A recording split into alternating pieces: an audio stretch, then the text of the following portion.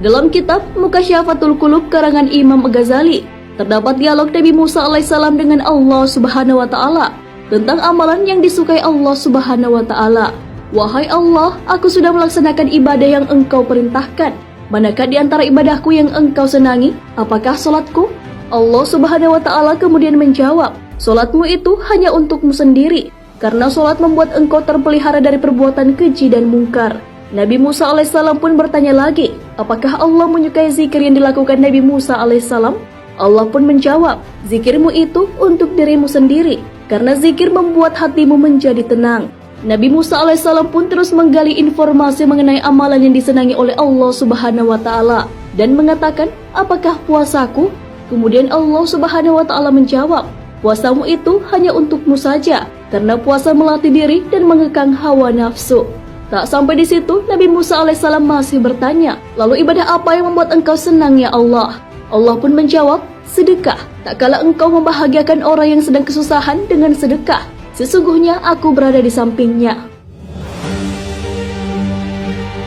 Dari dialog tersebut, ibadah-ibadah seperti sholat, puasa, dan zikir tidak menjamin Allah senang kepada kita, walaupun pahalanya tinggi.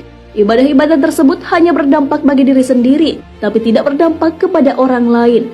Sedekah merupakan ibadah atau amal perbuatan yang bukan hanya berpahala tinggi bagi diri sendiri, tetapi juga dapat membuat bahagia orang lain yang sedang kesulitan dan membutuhkan uluran tangan.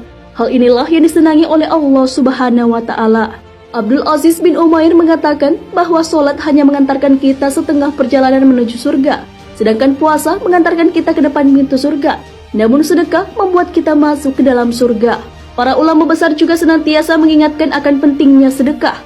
Apabila seseorang yang hanya fokus dengan ritual ibadah untuk diri sendiri, seperti sholat, puasa, dan zikir, hal itu belum menjadi upaya untuk mencintai Allah Subhanahu wa taala.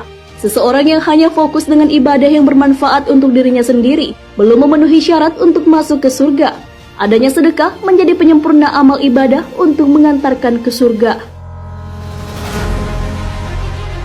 Perihal sedekah, Allah Subhanahu wa taala sudah menegaskan kecintaan kepada orang yang melakukannya. Hal ini sesuai dengan firman Allah Subhanahu wa taala, sedekah, infak, zakat, dan perbuatan baikmu, itulah yang membuat aku senang, karena tak kala engkau membahagiakan orang yang sedang susah, aku hadir di sampingnya, dan aku akan menggantinya dengan ganjaran 700 kali lipat. Quran Surah Al-Baqarah ayat 261 hingga 262.